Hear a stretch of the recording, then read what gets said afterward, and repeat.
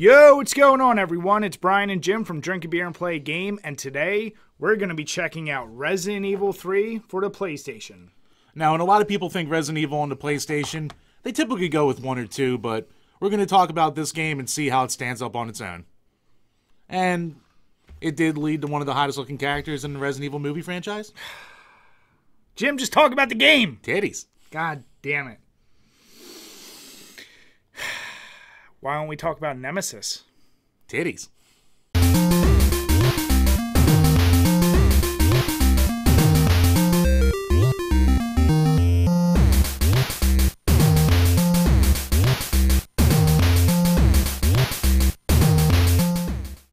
Originally released in 1999 to the PlayStation, this eventually came out on Windows, Dreamcast, and the GameCube. It was developed and published by Capcom, and in this time you follow the adventures of Jill Valentine as she tries to escape Raccoon City and the Nemesis creature. It has like a weird timeline where it takes itself during the events of Resident Evil 2 and after, so it's a cool concept. It's a great execution. Well, let's get into it. It is! Well, yeah. The graphics. To be honest with you, it isn't like they did a crazy job of upgrading what they did with 2, but everything just looks so much better overall. The character models are the best that they're ever going to look in the series on the original PlayStation. At this point, it's a later release for the system, so they know what they're doing at this point, and it really shows. There's explosive effects all over the place.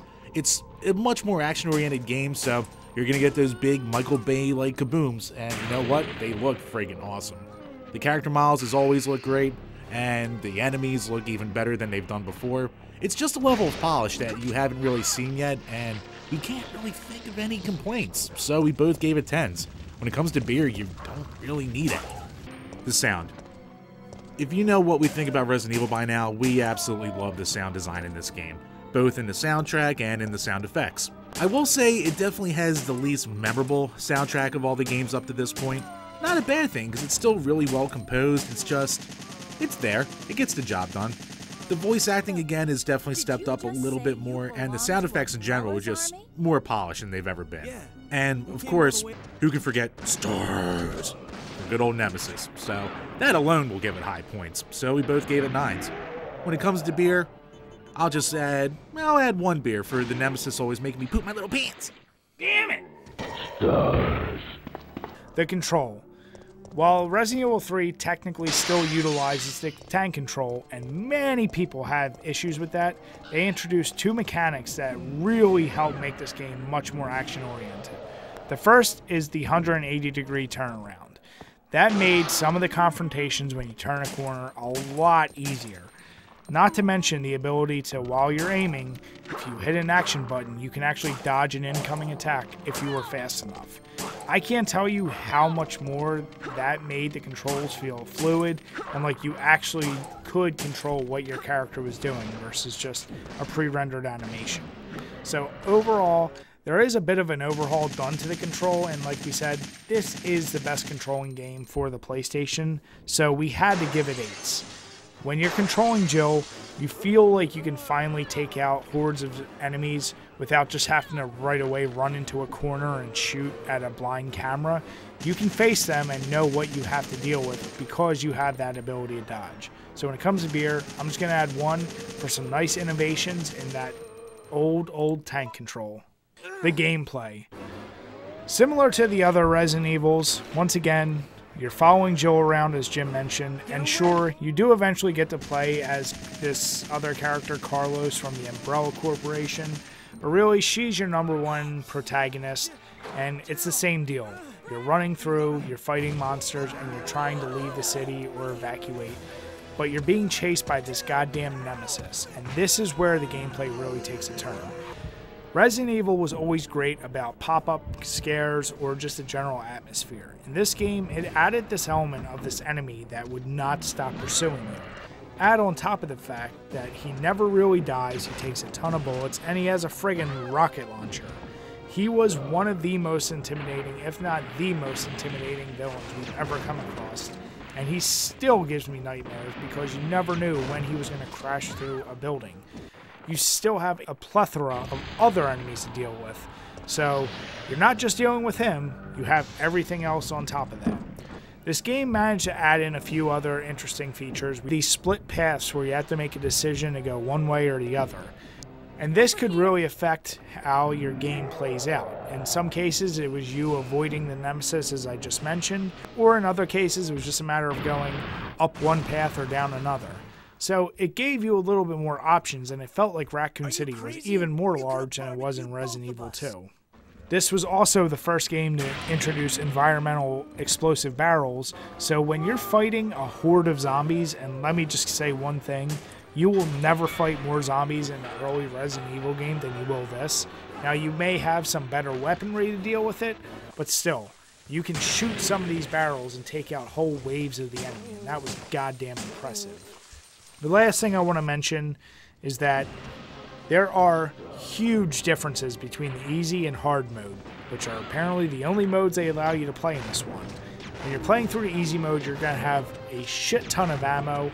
Nemesis is still hard, but not quite as hard, but you won't get as many of the weapon mods that you do in hard mode. So if you really want to get the full experience, you're going to have to play through hard mode, but if you've never played this game, easy mode may be the way to go. With all of that being said, we both gave it a 9. This is still such a fun game, even though this took Resident Evil down a path of starting to be more action-oriented than horror-oriented. It's an excellent horror game for the PlayStation at this time. When it comes to beer, I'm going to add 1 because it's commonly overlooked because of just how goddamn good Resident Evil 2 was. When it comes to originality, we might be a little soft on this, but hear us out here. So, you get the 180-degree turns, you get the environmental barrels, you get the ability to create ammo, you have the mercenaries mini modes, you have the quick time events. In general, these things aren't major overhauls to the overall game, but all these little additions just refine the gameplay so much more that we feel like it really just added to the originality of this game as far as a feel goes. So we both gave it 6s. And when it comes to beer, I'll add 1 beer for just how goddamn useful that 180-degree turning is. The replayability, unfortunately, like Resident Evil 2, where you had a ton of reasons to come back and play, you don't have as many here. You still have the ranking system, so you're going to need to beat the game as quickly as possible with as few saves and as few deaths to unlock better weapons or some outfits. But one of the areas where I think it has the most replayability is what I mentioned earlier, the easy and hard mode. Those feel like different modes, even though you're not doing anything different. Hard mode offers more weapons, more weapon mods, and in general, this game is much more difficult than the previous titles. Because you have the ability to move so much, they've really upped the ante of the number of enemies, and with Nemesis being such a pain in the ass, it's hard no matter which way you go. So if you really want to test yourself, you'll probably go through easy first and then come back and play hard. With all that being said, and with the Mercenaries mode added in, we both gave it a 6. It's not the most replayable game in the world, but there are reasons to come back and keep trying. So when it comes to beer, I'm just going to add 2. For each time you play this game and that goddamn Nemesis comes out and says, "Stars!" Oh no, my pants! Damn it, Jim! Get the toilet paper! No! You want stars? I'll give you stars. So overall, once again, this is an absolutely amazing game. Somehow it managed to take everything from 2, and where it really expanded was the controls. I mean, you got the 180 degree that we talked about, the dodge button, and just the aiming and the firing seems a lot more fluid. Again, I'm going to have to give it a 10.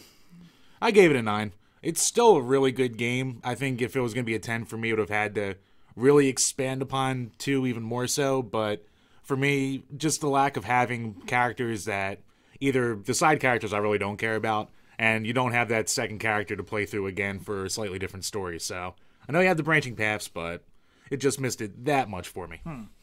So when we combined all of our scores together, it actually rounds out to an 8.6.